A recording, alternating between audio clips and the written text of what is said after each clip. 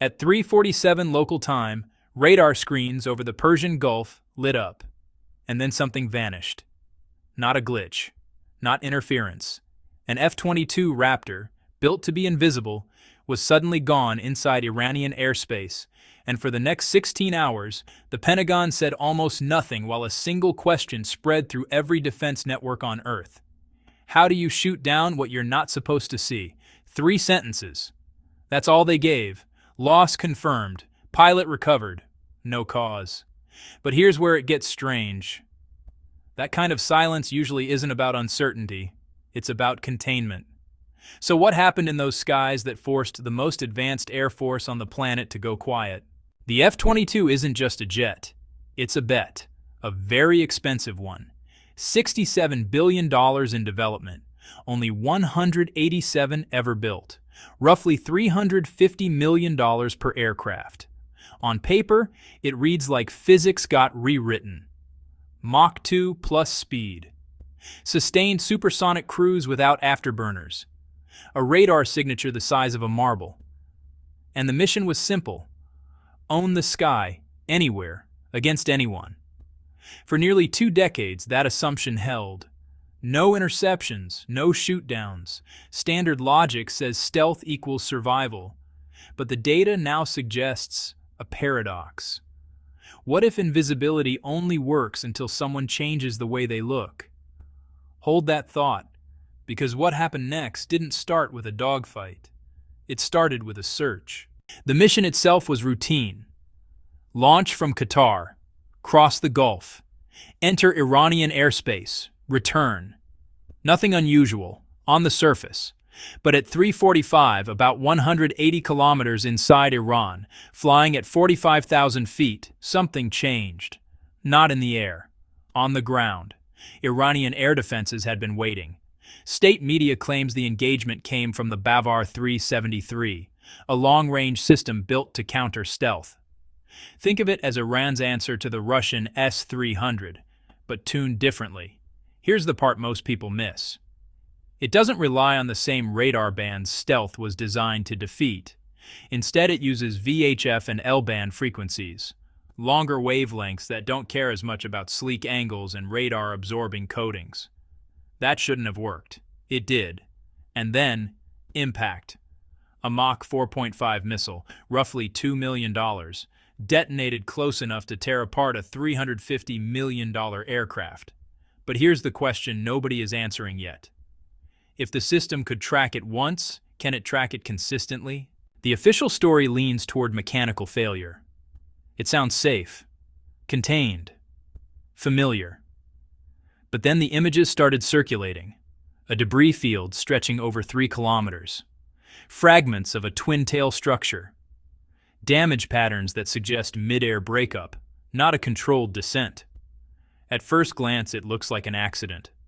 It's not. A mechanical failure usually leaves a different signature. Lower altitude, tighter debris pattern. This looks like a proximity detonation. Multiple analysts have said it publicly. The Pentagon hasn't released radar data, no telemetry, no independent access. And this is where most people misunderstand what's happening. It's not just about whether the jet was shot down. It's about what happens if everyone believes it was. Here's the part that, well, turns this from an incident into a crisis. You can't build another F-22. Production ended back in 2011. Tooling destroyed. Supply chains gone. There are 186 left. That's it. Every loss is permanent. Now compare that to the missile. Iran can build more, faster, cheaper, continuously. Standard logic says superior technology wins wars. But the math reveals something colder. What if cost and replacement speed matter more than capability? Because now the equation looks like this. Spend $20 million firing multiple missiles to potentially destroy $350 million that can't be replaced. And even if most of those missiles miss, you still win. Zoom out for a second. The F-22 isn't just another aircraft.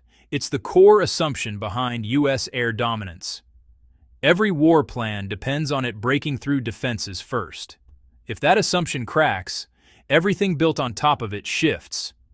Iran may have just proven something bigger than a single shoot-down that modern air defense networks, layered, networked, and tuned to different frequencies, can challenge stealth itself. And if that's true, then Russian S-400 systems become more credible. Chinese HQ-9 networks become more dangerous, and every contested airspace on Earth just got tighter. But here's the uncomfortable question.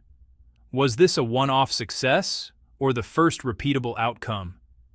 For years, the F-22 carried an invisible advantage: fear. Enemies didn't just struggle to detect it, they assumed they couldn't stop it. That assumption shaped decisions before any missile was fired. Now, that certainty is gone. One confirmed, or even believed, kill changes behavior. Air defense crews become more aggressive. Commanders take more risks. Export markets for systems like the S-400 suddenly look a lot stronger. Deterrence doesn't collapse all at once. It erodes. And sometimes all it takes is a single crack. So what happens now? Not officially, but operationally, things adjust fast. F-22 flights into Iranian airspace? Paused. Maybe temporarily, maybe not. Strike missions shift outward. More standoff weapons, longer distances, more warning time for defenders. That sounds safer. It isn't. Cruise missiles are easier to intercept than stealth aircraft. Longer timelines give defenses time to react. And the fallback platform, the F-35, was never built for pure air superiority in heavily contested zones. At first glance, the system adapts. Underneath, it's losing efficiency. Let's strip this down to numbers.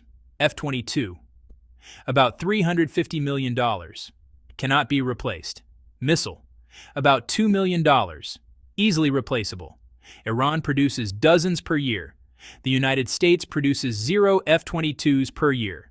Standard logic says the better weapon wins. But the equation says something else.